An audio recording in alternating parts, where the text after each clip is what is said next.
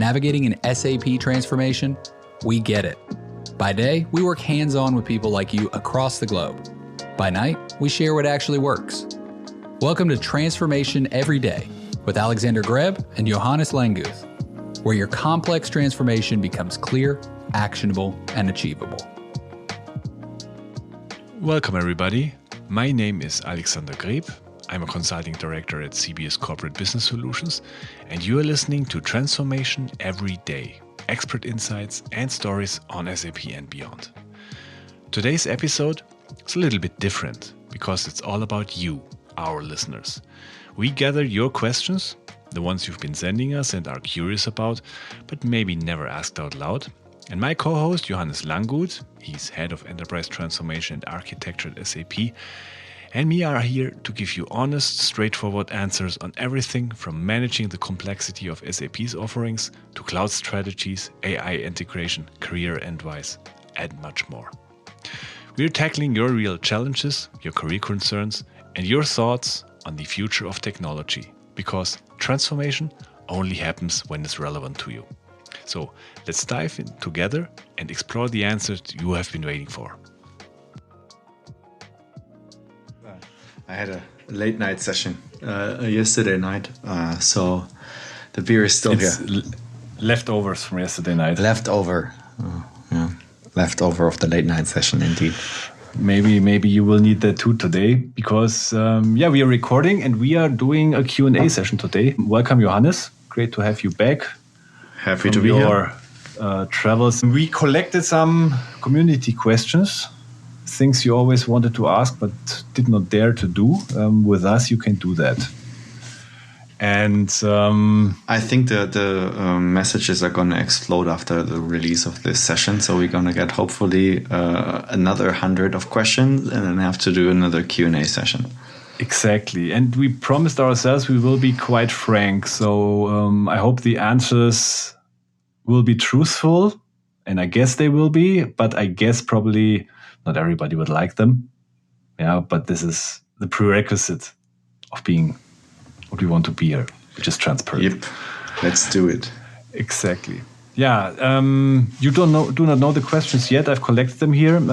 Yes. We got some interesting ones from all over in different areas. Let's start with something in an area what I would call the general strategy. The question is, many customers feel overwhelmed by SAP's wide range of offerings.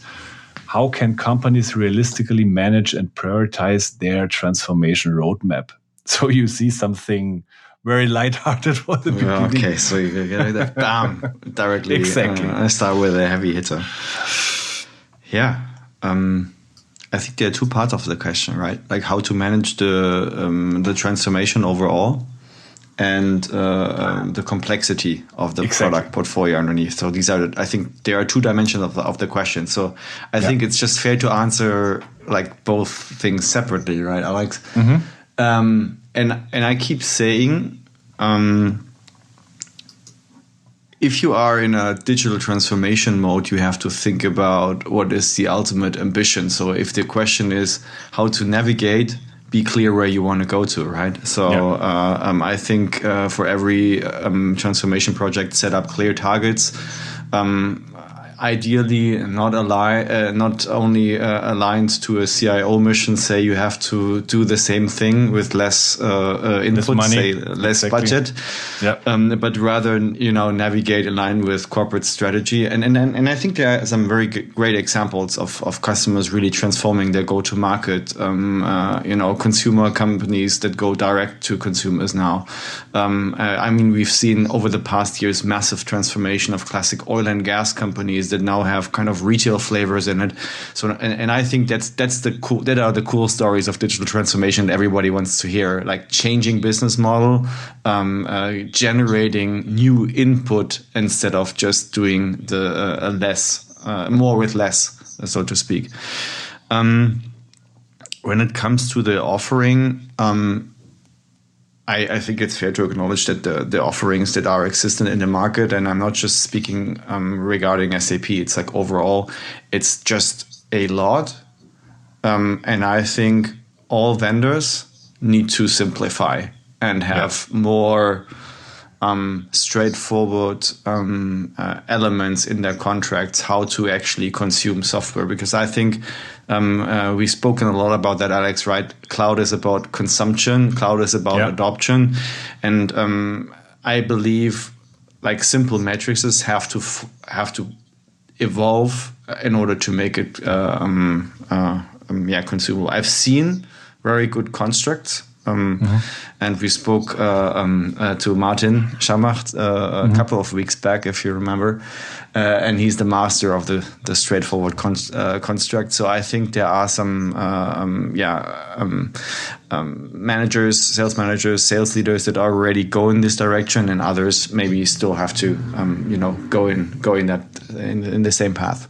Absolutely. And I fully agree with you. We have to be fair. Of course, it is complex, and I fully agree with you. And it's not so easy. I understand everybody who claims that to be like that. On the other hand, of course, technology at the moment is changing so quickly. It's changing so fast that it's also for system vendors not very easy to keep track, and they are constantly, of course, chasing these kind of new developments. And as such, something like, for example, the business data cloud happens because it has to happen, and it has to happen quick, because new things and new developments came up which needed a reaction. And as such, of course, license models from 25 years ago cannot be contained like they used to be and have to be involved in the same way. And is it easy? No, definitely not. But I think we are all in the same boat and we are all in the same situation. And it's not, in my opinion, that the bad OEM wants to do something to his customers by making things complicated. It's just like it is in the nature that to react on the evolving technology landscape, we have to change it. We have to keep track. And by the way, Alex, this also goes to the ecosystem. Fully correct. I firmly believe that if we were to simplify, you cannot just simplify like on a software provider side. You will also have to, run through simplification with the partner side. Say, I don't know, if you have capability A, that's, I don't know, I don't want to say fixed price, but you have for capability A, you have a range of X and Y, and you do pricing based on capabilities instead of, a project where you historically probably have based the pricing upon. So I think it goes not just to the software providers, but also to the ecosystem. Absolutely. Right. And for anybody who has his issues with the SAP strategy, I also do have mine because I'm, like you said, in the same situation to keep track. But you mentioned something very important, which I want to add for the first part of the question. How can companies, it's all about the prioritization, like you said, follow the business value and follow the business and your own strategy. This is a golden calf in that area. When you do that, it suddenly gets much more easy. You can, based on this, align on capabilities that your company has to be able to fulfill the strategy and to make something like a business model shift, like you mentioned. And the last episode with Giesecke and Devrient was a beautiful example on that. And when you have the capabilities aligned, then you can build based on the things and on the answer to the question, what do I have to be able to do? Then you can build an architecture and processes on that, plus the applications that in combinations and their features and functions deliver the capabilities that you need. So always start from the business value and from the strategy first, then things get much easier. Let me ask a question to you, since it's a Q&A one, and I just got that because I asked one of the famous LLMs, what does SaaS mean for partners? Quoting, outcome-oriented messaging, focusing on business result, not just features, continuity of value, emphasizing ongoing improvements, innovation, and support, cross-functional coordination. So is that the case with the partner ecosystem, Alex? That was quite some BS bingo. Huh? That's why I love that so much. Exactly.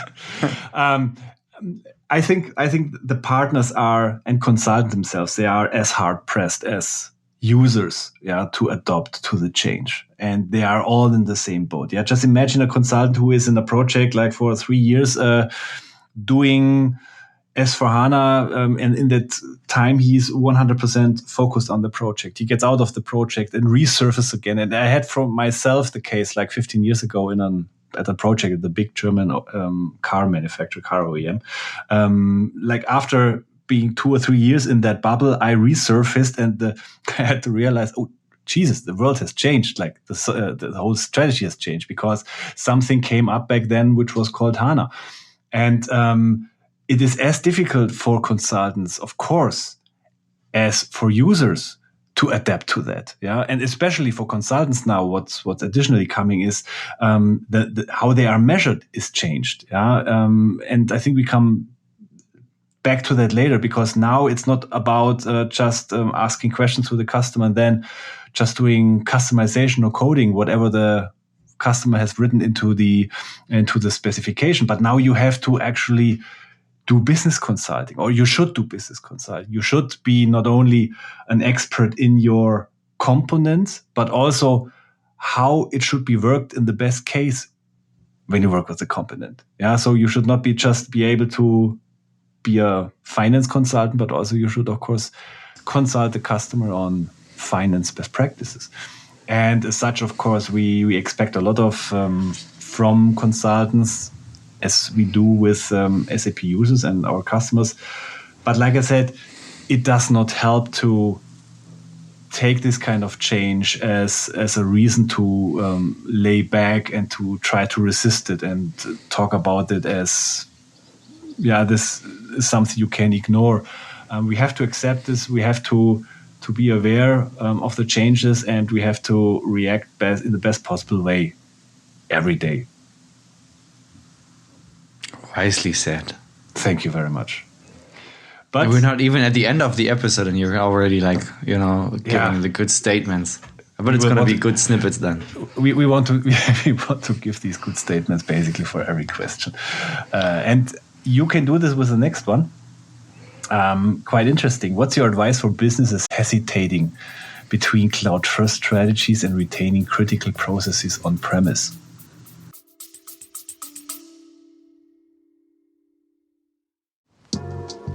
Hi there.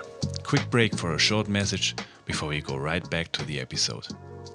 Enjoying the insights and stories on transformation every day? Want to make sure you never miss an episode packed with practical tips and best practices from the SAP world, featuring conversations with some of the most interesting people in the SAP universe?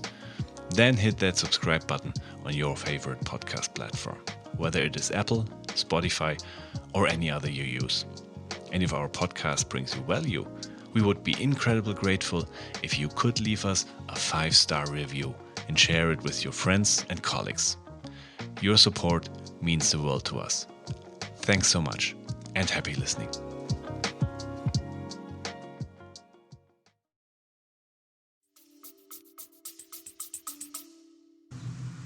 I would ask why. What's the reason? And there are very, very few cases where I think there might be even a reasoning for that, data residency or something like that, in defense and stuff like that. So I don't want to say it's everybody will have to go to cloud, because the cloud offering itself is maturing all across the world, right? But why? So are you still keeping your favorite table tooling, Microsoft Excel? Do you still install that and don't have it linked to 365? I'm not sure. That this is... I would understand the reasons. I would really understand the reasons and try to go behind, because maybe that's change resistant, and we've touched base on it with the question before, right? It's all about also like the consultant is also somebody who's enabling change to a certain degree. And when I speak about consultant, I also mean people that are working internally, because ultimately I believe every IT team is somewhat of a provider, a consultant to the business.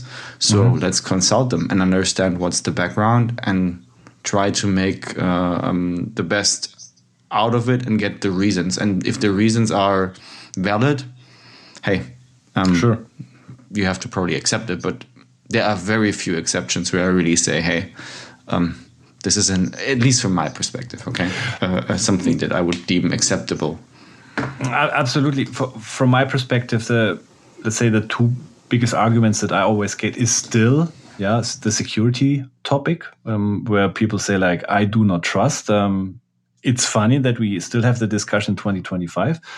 To be honest, I know some companies who have been victims from attacks, from cyber attacks, and the losses that they have suffered by this are substantial, not only in money but also in existential threats. I know one company, for example, who had, based on this, to work for 3 months in their production processes with paper again.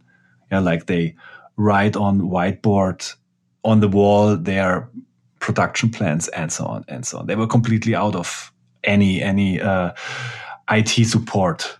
In that case, which was an existential threat. And they overcome it, but it was existential. So those threats are, of course, there. But quite frankly, all of the companies that I know who were victims of these attacks, of these successful attacks, all of them were on-prem companies. None of them was a cloud company. I'm not saying that the cloud companies are 100% safe, but from my subjective impression, and I talk to a lot of customers, there is that 100% rate of cyber attack victims that were on-prem. Does this mean cloud companies are not attacked? No, of course not. They are attacked. Like I think SAP is attacked every minute. Yeah, that's something I learned basically when I talked with Florian Roth back then, the CIO of SAP. But the net of security measures that a cloud company can offer to you is by far more secure, but then basically anything you do either with your server in your basement or the typical other outsourcers. So from a security side, definitely I can sleep very well when I know my company is in the cloud. And also, Alex, look at the things like it's the business model of a cloud company to make sure that cloud services are working. So it's a basic if it's not, the business model problem that would arise out of insecurity would be devastating. So inherently, they are motivated. We are motivated to keep things up to the highest levels. Exactly. And for me, the main reason to go cloud first is cloud is an uncomfortable personal trainer for your process performance and excellence. It is like that. When you look at many on-prem customers who are running legacy processes, and you look, for example, into also their updates history and so on. For me, it became clear that the freedom that on-prem gives you in deciding when to, for example, do updates or how to work with custom code, for example, or modifications. That kind of freedom in many cases turned out to be a false friend. By giving you possibilities which in the end shown that many organizations lack discipline in keeping their processes, their infrastructure and so on up to date in a level that they should be. And cloud is one of the personal trainers who is always challenging you, who is keeping you in the latest technology, who is driving you to measure and to optimize your processes on an almost daily basis. And that's one of the big, and we have to be clear about public cloud in the moment mainly. And that's what is, in my opinion, the big benefit that you get in cloud first. Private cloud for me is a step into that direction. Because of course we know that there may be reasons why you choose private instead of public, but private cloud can be since you are also, of course, free to use with the same fit to standards strategies and so on that you have to do in public cloud and private cloud, you can use this already for the first step into that kind of world, where you are much more performant than you used to be in the beginning.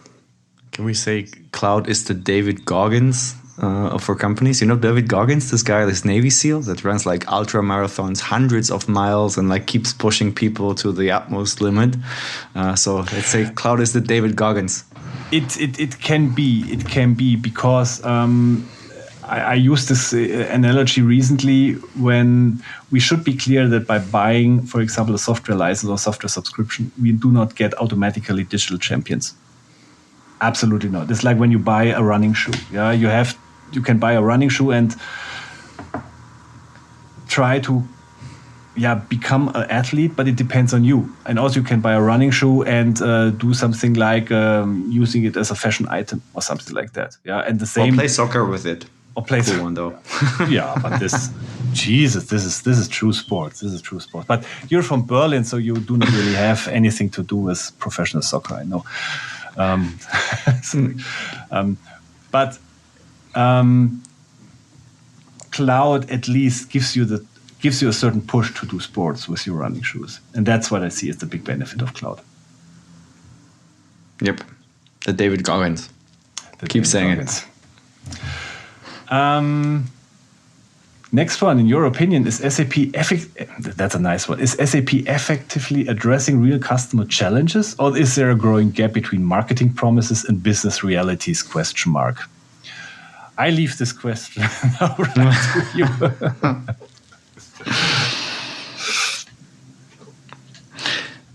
Well, I would have to know what statements the person that's asking this question is referring, or like what marketing statement the person is referring to. You know, I think every communication has to be forward-looking. So there are many things that we are bringing out to the market. Is everything at the level where it maybe has to be? Probably not. And I think it's okay. And it's not an issue. That's why we're making business. That's why we're improving things. That's why cloud means continuous innovation. So I believe there will always be a delta between what is required and where we are, primarily because the market is evolving so fast. But we have to go at the same pace and deliver features, processes, product increments to make that impact realistic. And that's why it's so critical to be on a cloud infrastructure, to get access to these innovations as fast as possible. If not, you're going to lag behind, right? But as I said, I believe every market statement has to be forward-looking. Mm-hmm. Every strategy has to be forward-looking. Otherwise, it would be just a baseline description, an as-is description. There are elements where we have to work on, but I think overall there is, I see great examples of digital transformation champions that use SAP software to drive their leadership in the market. So it depends where you come from. It's very hard to answer that question. Absolutely, but of course, absolutely. Yeah, I agree with you. And I again say, like, we of course have to be fair, because you see, like, the one question aims into the direction like SAP is galloping too quickly forward. Yeah. Now the question is, like, is SAP actually there already, and so on, or is it just marketing? Yeah. So I think if you ask this kind of marketing versus reality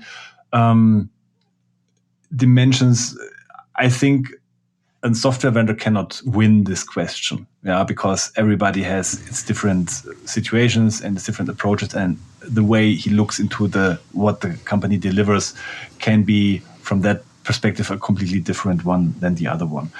That said, of course, the tech industry itself, yes, it became in the last 10 years maybe noisier than it needs to be.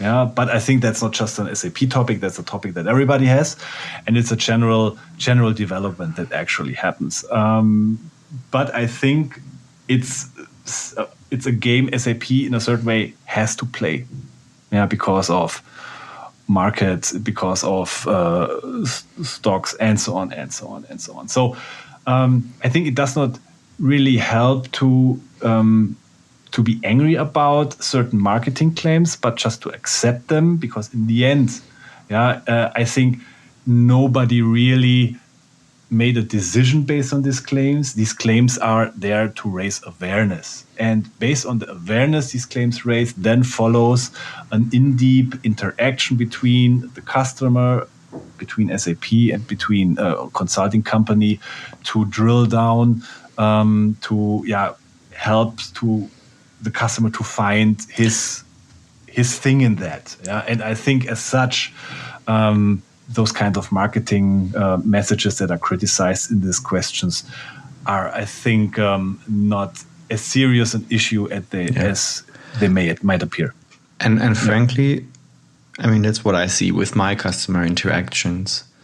Often customers think that their process is so unique that per definition, this process is now the new industry standards. Mm-hmm. In the end, every software provider like SAP will have to follow certain standards, right? We can now argue, are the standards always right and da-da-da-da. But frankly, I think every standard software provider has to follow kind of standard processes. Mm-hmm. And in my conversations with customers, I always feel that they think that their processes are the standard, which in some cases, and we could argue some industries they are very special, so I would probably even say yes to that. Mm-hmm. But oftentimes is, hey, that's how we want to do it as a company. That's not a standard. Yeah. I keep hearing this with finance, our GL process, our AP process is so unique. Our business model requires that. Seriously? Yeah. Really? Yeah. There might be business models that really require this, but yours? Mm-hmm. And so when I hear these questions, are we delivering the business relevance and stuff like that? Maybe you also take a step back and think about, hey, is the requirement that I'm raising here a industry standard requirement that mm-hmm. I would want to be made available for my peers as well? Or is that something that I think is just the right thing for my company? So absolutely, it's a balance. Absolutely. Sorry for being a little bit, and the person who asked that questions, I'm sorry for being a bit blunt here. Absolutely right. I think also a factor when you mentioned, in for example, the GL topic, especially in process areas which are generally considered commodity. And yes, I count finance and controlling and so on amongst that, a commodity process. Because I'll speak to your CFO about this one then. Be it SAP, be it Siemens and so on, everybody needs a closing and so on and so on and so on. So it is commodity. But probably nobody would like to say, hey, I'm working in a commodity process. Of course, everybody is special and so on. And it's, of course, something when you identify with your job and with your work and so on, of course, you want to be special. And I think being within a commodity process does not mean that you are not less special than, for example, working in a differentiating processes would mean. But, of course, you have maybe other ways of optimizing your work. Differentiating process would be.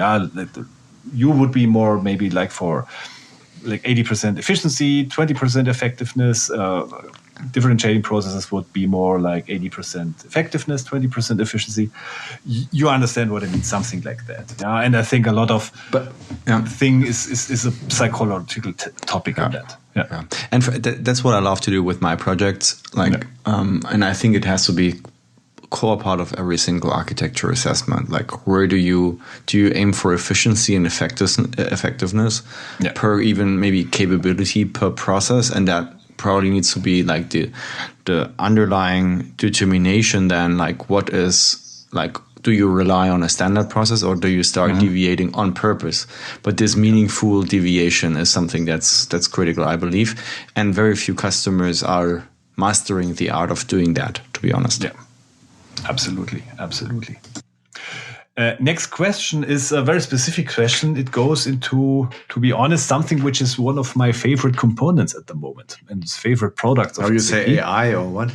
No, it's not AI. Surprise, it's Calm, Cloud ALM. And the question is, should organizations prioritize SAP Cloud ALM or stick to on-premise application lifecycle management? I guess you mean solution manager, right? Exactly. What are your best practices for the change /when ?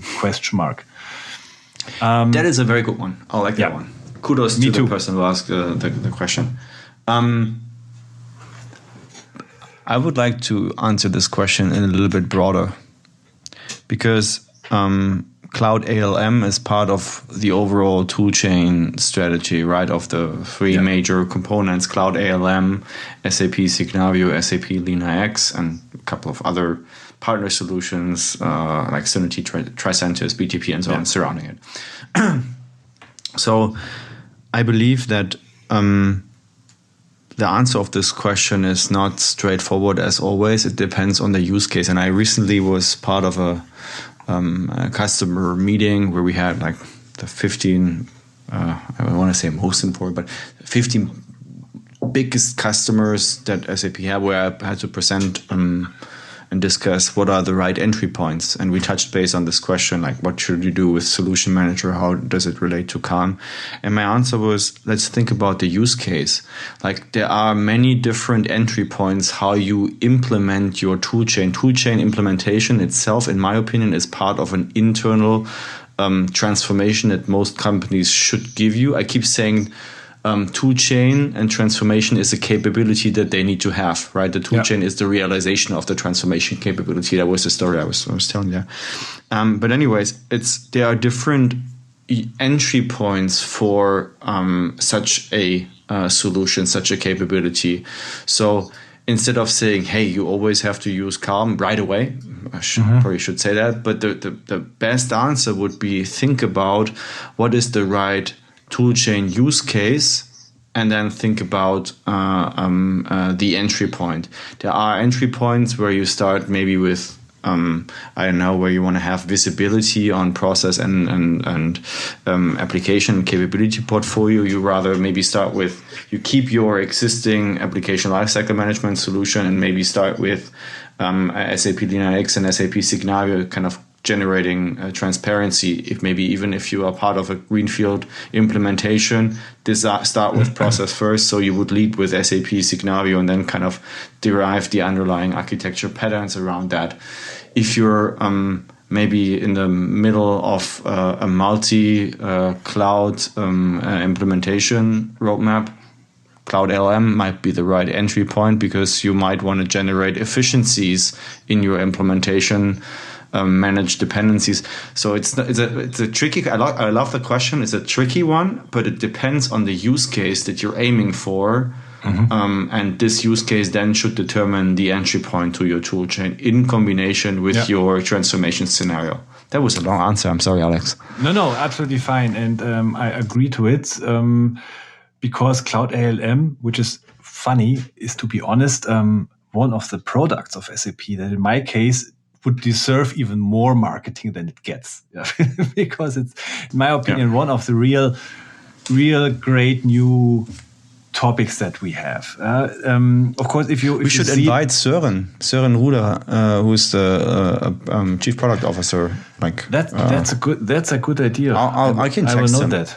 Do that. Yeah, because we really should talk more about this, and it is not talked enough about that. Yeah, because yes, of course, if you run the Solman, and the Solman is a powerful application, and you, for example, decide to move more on an IT focused basis via, for example, a brownfield or a selective transition to a private cloud S/4HANA implementation and installation and so on. I think it's definitely not mandatory to run Cloud ALM, but the more you see it as a transformation, the more you, of course, want to make a change with that. And when you will go, for example, to public clouds, then it is a prerequisite, in my opinion, because, like you said, it is one of the entry doors to the toolchain. And that means that it is one of the central puzzle pieces when you want to have a seamless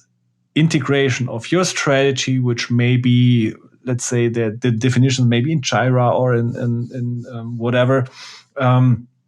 You can import that into LeanIX, build the capabilities and the architecture on that, go into Signavio, define the processes, import them into Cloud ALM, and based on that, also manage anything what you do after a go live. This is a complete different experience of working with an enterprise application. And if you are up to that, then of course Cloud ALM is a must-have, because it's a definitely game changer in the way you work with architecture. And to be honest, I know a lot of customers who probably would have loved 10 or 15 years ago if they would have had something like Cloud ALM, which gives them the kind of overview about architecture, about what's actually in there, about the coding and so on, the versioning that Cloud ALM offers in combination with a cloud-based application. So, long story short, check what your basic direction is. Are you going to do a transformation? Do you consider it to be a transformation? Then you should take definitely a closer look at Cloud ALM.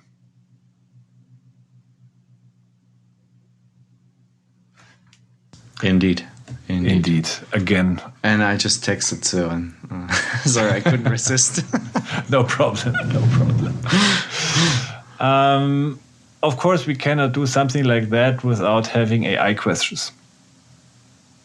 And I assume so. But how long did it take until we spoke about the first AI question? Nearly 30 minutes. Nearly 30 minutes, because... that's a new record, Alex. Congratulations.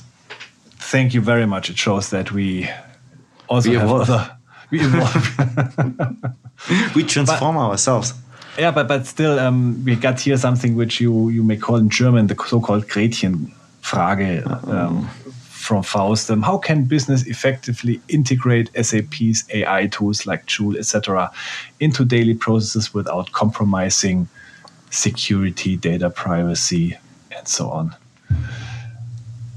And I guess now you're directing the question to me directly. Okay, sorry. That's the way you look at it. I think this is still a question, of course, that is very, very, very present, and I think it's legitimate. And in those areas, it's like whenever you want to implement and employ a new tool, first, maybe before you start with, let's say, fuzzy and foggy initiatives, define a clear governance policy. Be clear what you actually want to achieve with that. Restrict, of course, also the data access to what you want to cope with that, which is based on your business case to that. And start with small defined use cases. And evolve and do always education on capabilities, on security practices, and so on and so on. And let yourself inspire by what others do.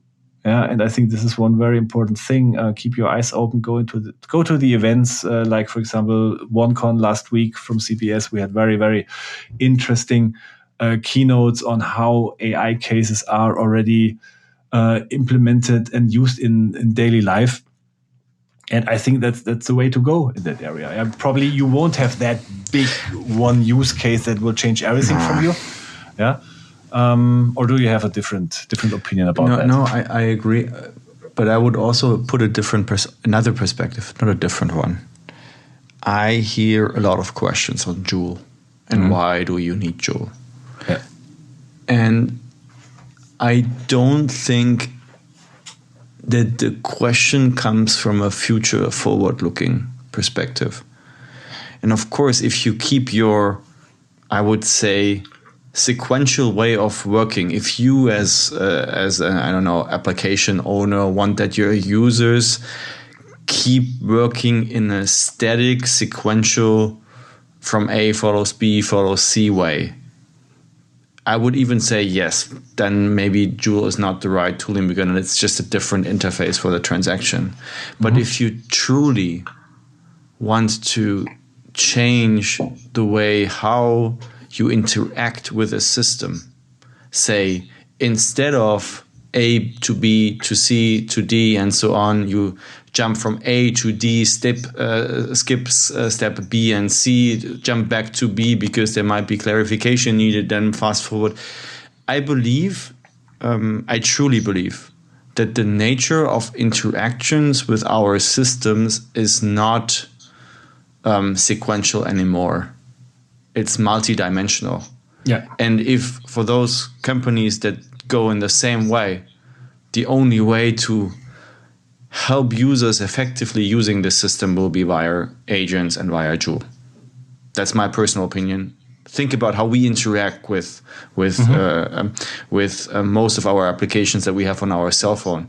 It is usually there are some static elements to it. Fully acknowledge, like entry points, but you get proposals, right? Like if you do shopping, you get proposals. Hey, you've done that in the past 4 weeks. Don't you want to do that again? Stuff like that is happening, and I truly believe we are in the age of the consumerization of enterprise software, and yet I see a lot of leaders don't buy into this thinking yet, and that's required. And if you have this thinking that it's a multidimensional touch point, a guided journey, then I believe you will find the use cases where Joule really adds substantial value to the business.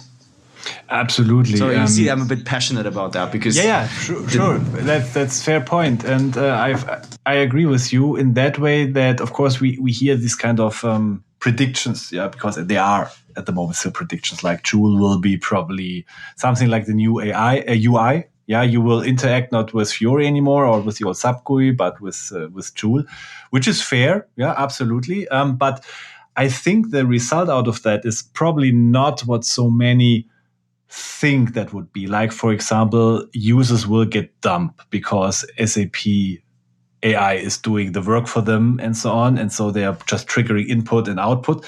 I think the absolute opposite will be the case for especially engaged users, because based on the new possibilities that you now have, you do not have to, in many cases, follow a workflow anymore, because the workflow just in many cases exists for process security, for guiding you, for giving or for getting complexity out of your daily work. So you just have to follow the workflow. AI can, if you follow that, can add, of course, dimensions, possibilities. It frees up the way you process in that way, and as such, of course, can be intellectually much more demanding, because that kind of guidance that you have with the workflow is missing in that cases. And you have to do more active sparring with Joule in getting much more high quality results out of the process than you would have had in the past. And what I find interesting is there is such a delta between the change willingness in private life and the change willingness in business life. Fully like agree. How many Fully people agree. are using now kind of support when writing emails with an LLM, rephrasing. How many people have used, I don't know, AI tools to summarize maybe certain elements of a long presentation or a long paper that they've received. So I think that natural curiosity that every single one of us has in us should also be applied to how we interact with enterprise systems. So absolutely. Instead of waiting and what is the use case, try and let users find use cases themselves. Because I think we have this thinking all the time that, I don't know, as part of the project, you identify those 5 use cases. Those 5 use cases will have an increment value of X, Y, Z million euros, so the return on investment will be immediately there. Are you thinking the same way about applying AI in your private life? Probably no. So, that, we have to apply more curiosity, trying mentality instead of why should I do it? It's a why not and not a why. I had recently a quite interesting discussion about exactly that topic. Where I also said to somebody who's working from a customer company, we also had this kind of, let's say in a private life, you have no problems to attach to new technology, to your smartphones and things like that and so on. But in business life, we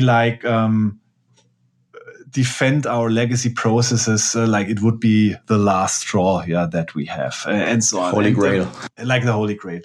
And the feedback I got from the customer was quite interesting, because he said, the difference is in my private life, if with that kind of curiosity, I do something wrong, it's my own business. If I do something wrong based on that curiosity, if I try out new things and so on, my business life, I get my butt kicked by my boss.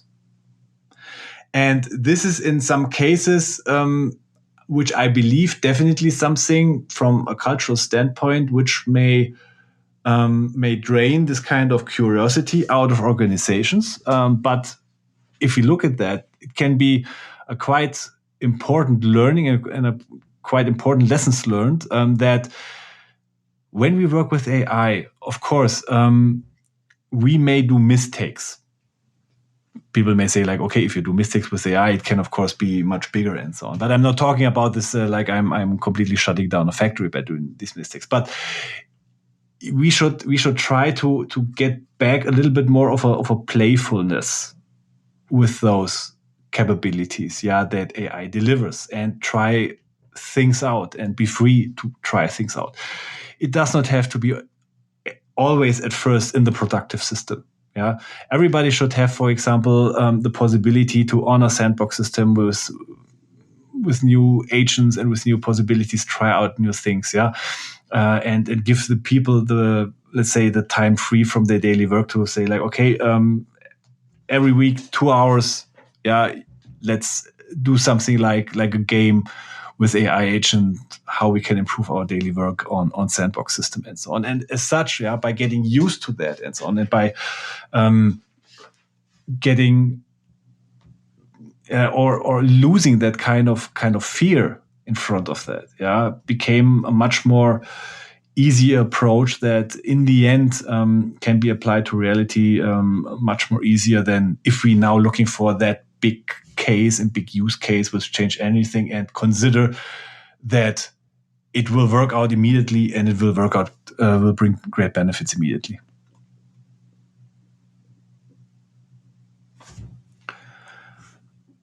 Good. So much about AI. Of course, there have been more questions which went into a similar direction. What I want to ask you, and this is about actually some questions that came about the career topic, career within the SAP space. And to be honest, I was surprised that they really made a considerable part out of that. Give me your perspective about the question, and I think we touched it already, but I want to go deeper into that. What distinguishes a great SAP consultant from one who's simply good at configuring a system? Because there's more to a good consultant than configuring a system. I think it's the change mindset. So instead of being a servant to a customer, I think it's I think consulting these days has become or has evolved towards somewhat of a partnership, right? Like, say, as a consultant, you are also actively saying, no, that's not the right way, and you should probably not do that. And also say no to things that are painful, that customers want. The Holy Grail, where they say, hey, that is my legacy process. I've always done it like this. That's the most favorite explanation. So I think a big push of that is, or a big element of this is the change management piece, right? And on top of that, and I think that goes hand in hand, is about communication. I think a lot of SAP implementations, or SAP in general, or enterprise software in general, has the image that everything is complicated. And yes, there are complicated elements in it, so I'm not saying no to that. But I think this image is over-exaggerated oftentimes by inability of consultants of simplifying what is the actual configuration question that you really want to solve for, and what is the change element of that question where you actually want to go. So I think a lot of this image of that everything is so gigantically complicated and expensive and this is also driven by a lack of communication skills. So I think a good and excellent consultant to me is a business partner. And a business partner is not somebody that is just doing what I want, but a business partner is somebody that also guides me in a direction where the future should be based on his broad expertise, most probably within the industry. If we're speaking about like industry-specific processes, there might be commodity processes like finance that are rather straightforward and similar all across the planet. But I believe that is a very big element, and that is something I think where everybody needs to step up. Yeah, absolutely. The business context is a relevant thing. That's the same thing with me. What kind of people am I looking for? Yeah, those people who are not only comfortable to speak with the IT, because those are the one you can chat in Japanese, but who are also feeling comfortable with the business areas and are able to translate these kind of topics. So they have to be good communicators. They have to be educators. Especially concerning the approaches. If you consider the approach questions that you always ask with the why, what, how, in the past we were mainly focusing on the what in the consulting space, because like you said, it was all about getting a spec, look into the spec. Okay, that's what the customer wants. I will make that happen. But we also need much more, especially in those times when implementations become transformations. We have to be able to talk about the why and the how, and this is something we in the SAP ecosystem have to become better than we used to be, because the importance of that gets more and more. Next question goes a little bit into a similar direction, because I think now you can talk from your SAP perspective about that. I can talk from a consulting perspective out of that. It is, how can early career professionals, so like folks who are finished with their university studies, realistically break into the SAP world, and what career pathways do you recommend? It feels like a career consultancy. It depends what you study, but I think SAP consultancy is open. There are entry positions all across the globe within SAP, within the ecosystem, within the alliance. There are so many entry points, so there is not that one entry point.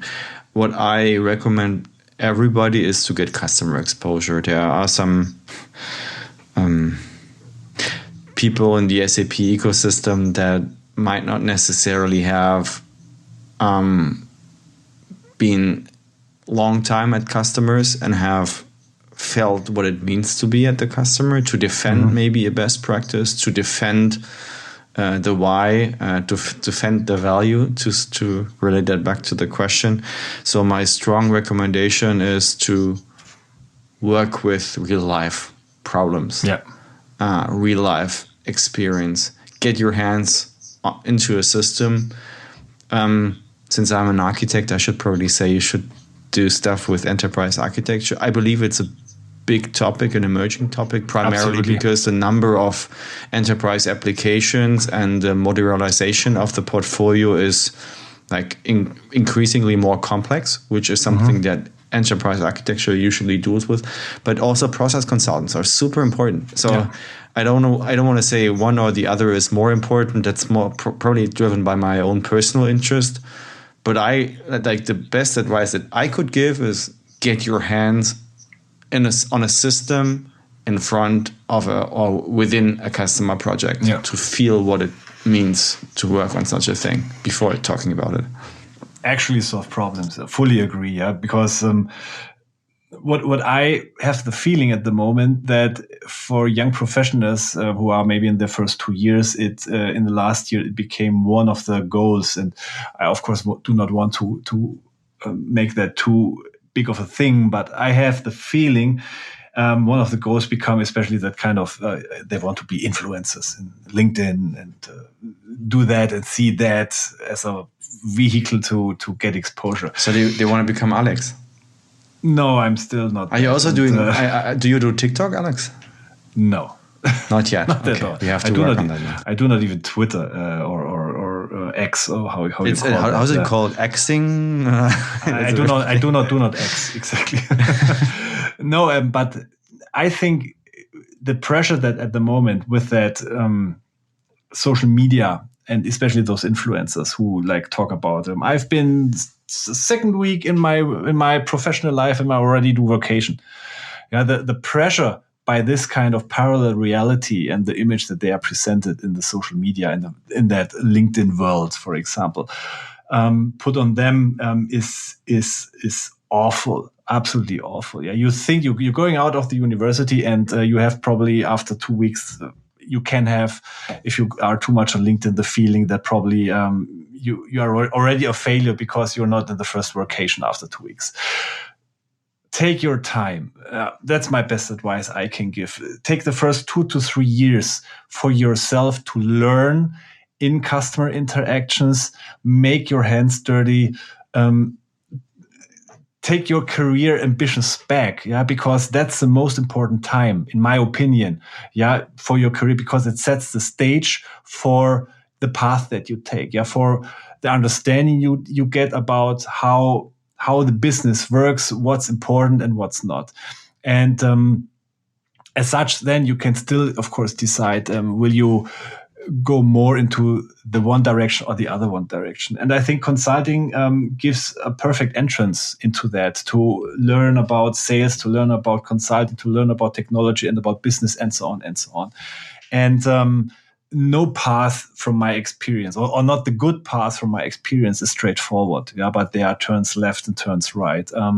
Johannes, you have not always been at SAP. I have not always been in one area and so on. And I changed also tracks from time to time. Yeah, because in your life, there will be things appearing on the left and right side of the road that are probably great possibilities, yeah, that you should grab. And as such, I also say, try to get as much practical knowledge as soon as possible. When doing in university, when being in university, you did your theoretical part, now do your practical part. And try to get your own best practice. Yeah, find your own version about what you think is the right way to approach things in your area of expertise, because this is very important. Yeah, when based on your knowledge, you, for example, know how customers should work, for example, in the finance space or maybe in the planning space and so on, and you can become an expert in your area. This is something which is especially incredibly valuable. And I want to add something which once Sven Deniken said. He said the best thing, and I think this is a very, very wise wording, the best direction is think about either owning a topic or owning a number. And this is what gets you forward. And of course, owning a number means, of course, you will be in a sales position or in a management position where you are responsible for a KPI. But owning a topic, which is more for us consultants or architects, be it in finance, be it in architecture, be it in technology, when you have that expertise and your name stands for something, then your career gets a boost naturally. So take care for your baseline in the first 3 years and then take off. Yeah. Maybe you even own both, right? Own a topic and own a number. Can happen, definitely. Great. I think we're through with that.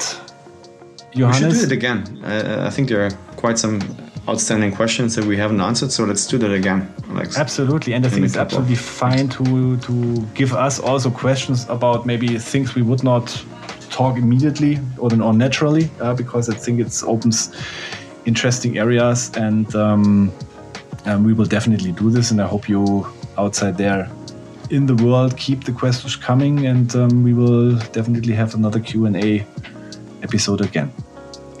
Johannes, thank you so much. Thank you very much. It was fun. Definitely. Have a great day. You too. Bye-bye.